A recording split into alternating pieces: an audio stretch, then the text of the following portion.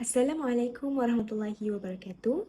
Today, our group will present to you the discussion about Islamophobia issue.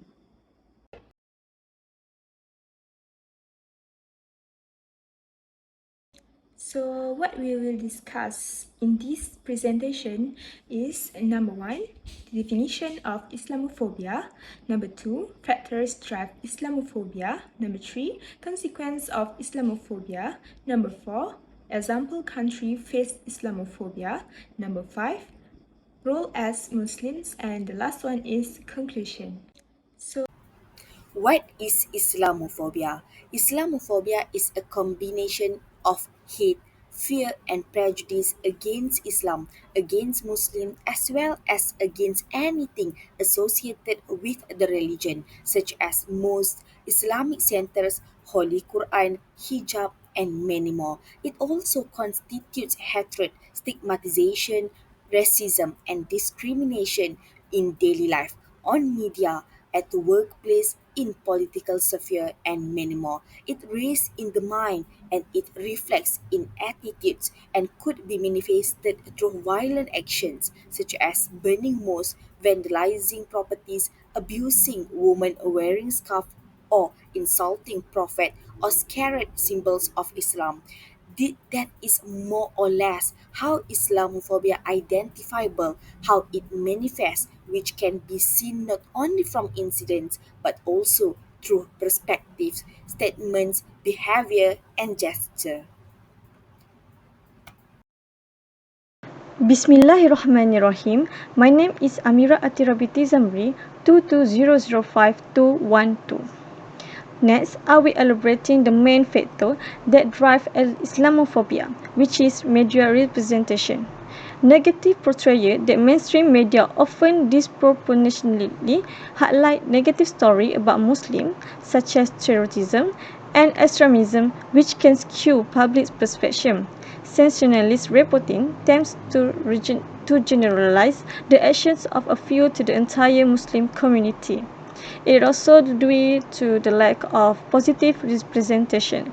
There is often a lack of positive stories or representations of Muslims in the media, leading to a one-sided view that fails to show the diversity and normalcy of Muslim lives. Thank you. Assalamualaikum. My name is Nur Al-Fa'ali bin Muhammad ID. Next, cultural and religious ignorance, lack of education, limited understanding of Islam and Muslim cultures can lead to fear and misconception without accurate information. People may rely on stereotypes and misinformation. Second, ethnocentrism, viewing one's own culture or religion as superior can foster intolerance and disdain for others. One of factors that drive Islamophobia is also influence of the media, which is causes from stereotyping and generalization, framing and language, and lack of Muslim representation. With today's advanced information technology, this Islamophobia is not a new thing.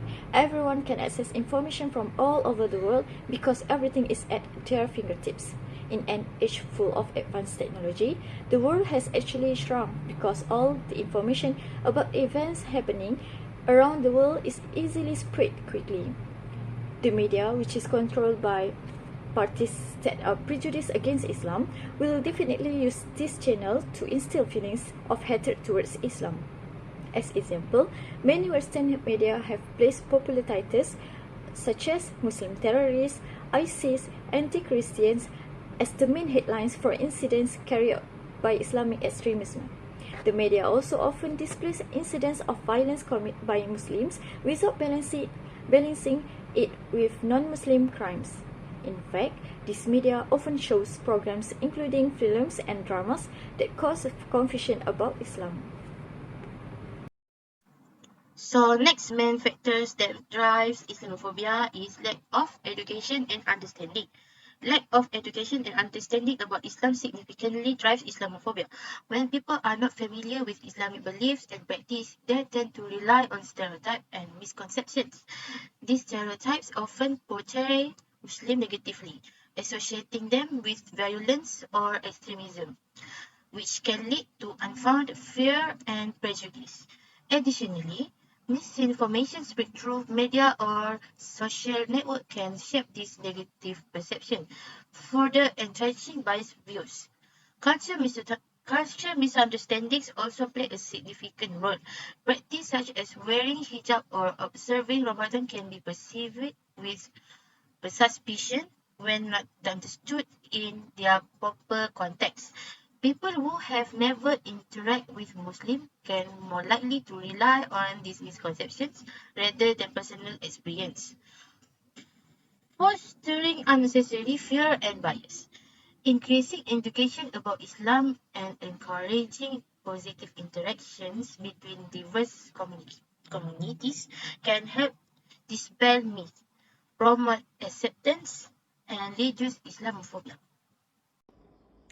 Islamophobia has numerous negative consequences on both individuals and societies.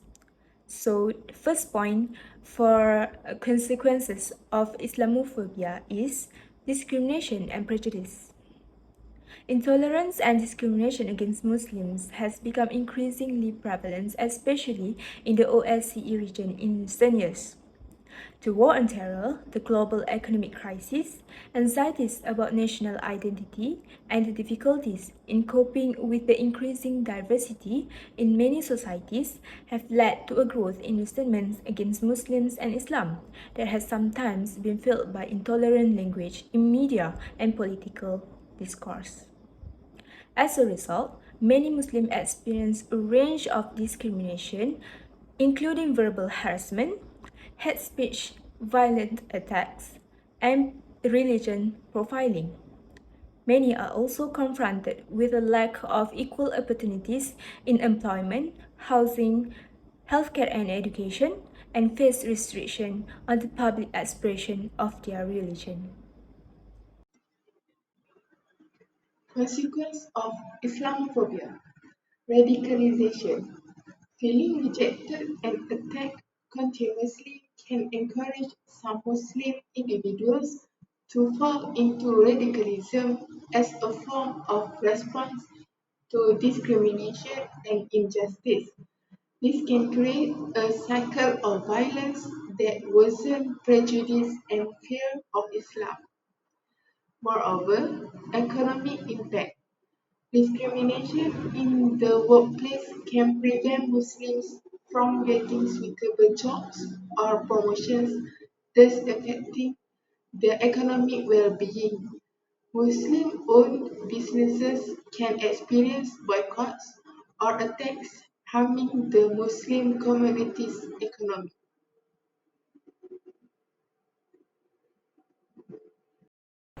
Bismillahirrahmanirrahim. Assalamualaikum warahmatullahi wabarakatuh. My name is Bahira binti Jamil.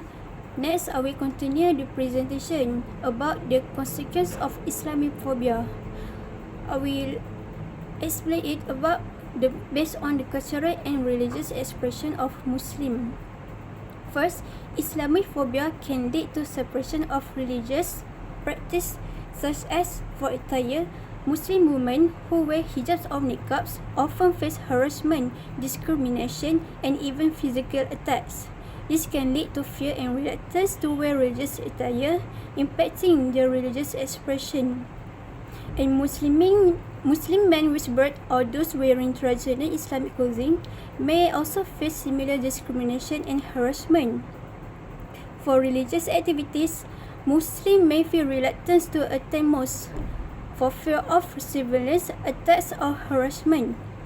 Activities such as religious classes, community gathering, and festival may be curtailed due to security concerns and lack of support.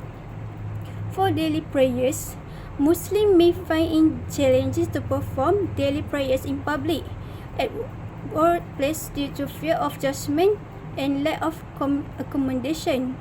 It will also be challenging for Muslims to fast during Ramadan because of lack understanding or accommodation from employers and school. The point number 4 is about mental and physical effects. Islamophobia can affect the mental and physical. Non-Muslim communities feel threatened when faced with Muslims, causing them to be mentally disturbed due to bad perceptions of Muslims. Yes, and today, KHULAFA reported that 22% of respondents interviewed admit that they don't want to be neighbors with Muslims, and 80% feel nervous if there are Muslim women both on the plane, and 31% if the passenger is a Muslim man. This indicates a mental state which is disturbed to those who have negative perception and fear to Islam. The effects of individual abuse and physical damage are so acute due to Islamophobia. The Muslim community is so often physically harassed. For example, harassment of Muslim women by trying to remove the hijab they wear and various other forms of harassment. So next, I will explain about the example of countries that have been facing the high level of Islamophobia case. Here I have stated 3 examples of selected countries, which is in India, China, and France. So first of all, in India, what happens against the Muslim in India? Yes, mob violence. There have been numerous incidents of mob violence against the Muslim, often under the pretext of protecting cows, which are considered sacred in Hinduism. Such incidents have led to deaths, injuries, and widespread fear among the Muslim communities there. Muslims in India have always faced atrocities by the majority Hindu populations of India. We can see how the government itself opposed Islam and being discriminated against Muslim communities there. This is very sad because Muslims in India have always been tortured and always been treated very cruelly by those who are the anti-Islamic and the extremist one. So next, in China. The case that I want to bring here is about the Uyghur Muslim in Xinjiang, China. What happened to them? The Chinese government have been accused of severe human rights violence against the Uyghur Muslim population in Xinjiang. Reports indicate mass detention in so-called re-education camps, forced labor, suppression of religious practice, and destruction of mosque and culture site of Uyghur Muslim. So the next one in France, they have the secular laws. France has enacted laws that restrict the wearing of visible religious symbols, such as the hijab, in public space, schools, and government office. The ban on face covering, including the niqab and burqa, has been particularly controversial. So in fact, there are so many other issues that occur in Western countries, such as discriminations, damaging mosque, playing with the image of Prophet Muhammad SAW, burning the Quran, and many more. Such is the reality of Muslims who always being the victim of circumstances. In fields, we always fight Muslim as long as the kafir always fight Muslim as long as Muslims do not follow their footsteps. So we need to be together. Let's strengthen our faith and our imans so that we can always stick to the right fight and we can always stick to the teaching of Islam until the end of our life. Okay, next, I'm going to talk about what is our role as a Muslim to deal with the Islamophobia. First, I think that we should build bridge through interfaith initiative. Another powerful way to combat Islamophobia is by fostering meaningful connection and dialogue with people of other faith. Engaging in interfaith initiative allow Muslims to share their belief, practice, and experience with others, while also learning about and appreciating different religious tradition. Interfaith dialogue provide an opportunity to dispel misconception and stereotype about Islam by showcasing its rich diversity and the common value it shares with other religions, such as compassion, justice, and mercy. And by participating in interfaith event, Muslims can demonstrate their commitment to peace, tolerance, and coexistence while also addressing any concern or question that others may have about Islam. And moreover, forming alliance with individuals and community of other faith strengthens the collective voice against discrimination. And by standing together in solidarity, Muslim and their interfaith partner can advocate for policy and initiative that promote religious freedom, diversity and respect for all peoples. Overall, interfaith initiative serve as a powerful tool for building bridge for understanding and empathy across religious diverse, ultimately contributing to the creation of more inclusive and harmonious society where people of all faith can live and thrive together in peace. That's all for me. Next. So for the second point about Muslims must show the truth about the real way of life according to the eyes of Islam. The behavior and action of Muslims are a reflection of Islam itself. Every incident of violence and radicalism done supposedly in the name of Islam contributes to Islamophobia, especially among non-Muslims. Their misconception about Islam can be overcome by the way Muslims themselves show the truth about how to live according to the eyes of Islam. It is important to examine the morals and personality of the Prophet Muhammad SAW in the face of those who oppose Islam, who are always try to discredit and bring down Islam and the dignity of the Prophet Muhammad SAW. Assalamualaikum warahmatullahi wabarakatuh. My name is Siti Julia binti Rosli. So right now I'm going to continue the presentation about role as a Muslim to deal with Islamophobia. So the next step is, as a Muslim, we need to emulate the morals of Prophet Muhammad SAW. For example, there's one day when Prophet Muhammad was once attended by a Jew and he asked Prophet Muhammad to settle a debt. And he also threw some negative words toward Prophet Muhammad SAW. So this kind of action made Sayyidina Umar al-Khattab feeling angry with the action because he being rude to Prophet Muhammad, and he almost cut off the man's neck. So after the incident happened, Prophet Muhammad told to Sayyidina Umar al-Khattab that he actually should be nice to the Jewish man by telling him that he should ask the Prophet Muhammad in a nice way. So this behavior shown by the Prophet Muhammad make the Jewish man to embrace Islam because he was amazed by the noble personality displayed by him. Therefore, as a Muslim, we need to fight against anger if we receive opposition and criticism from the non-Muslim, and we should be strong in correcting the perception of the community that has gone astray about the teaching of Islam. Such an action will be respected and those who see it, because this action is not an easy to implement. Hi, my name is Islamophobia binti Muhammad Razin. Now, I will continue our discussion about the role as a Muslim to deal with Islamophobia. The first step is correcting bad assumptions and accusations against Muslims. The main is Muslims need to use existing skills such as reaching in providing correct explanations and information about Islam.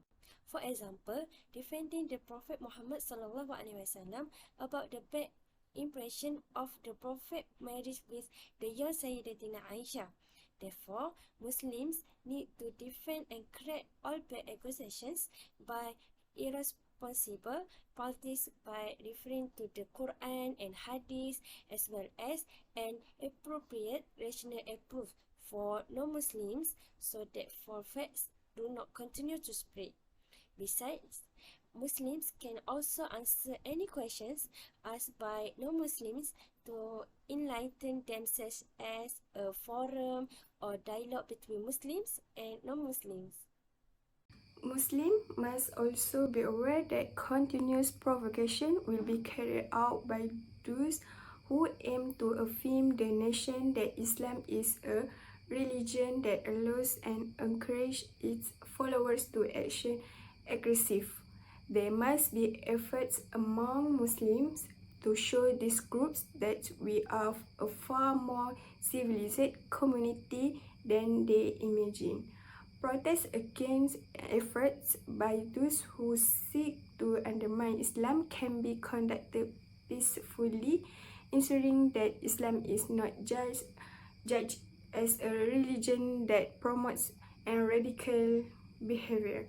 At a time when the world is becoming more aware of Islam, the opportunity must be seized to provide a clear explanation and information about Islam. Islam is a way of life for its followers, and so defending Islam and its prophets is a manifestation of a love and worship towards Allah SWT. Therefore, Muslims must ensure that any action taken in response to provocation incited by certain parties will elevate the status of Islam and make it more respected, not the opposite. The role of Muslims in addressing Islamophobia is crucial and must be a collective effort to ensure that the integrity of Muslims as a community becomes a symbol of the strength and truth of Islam.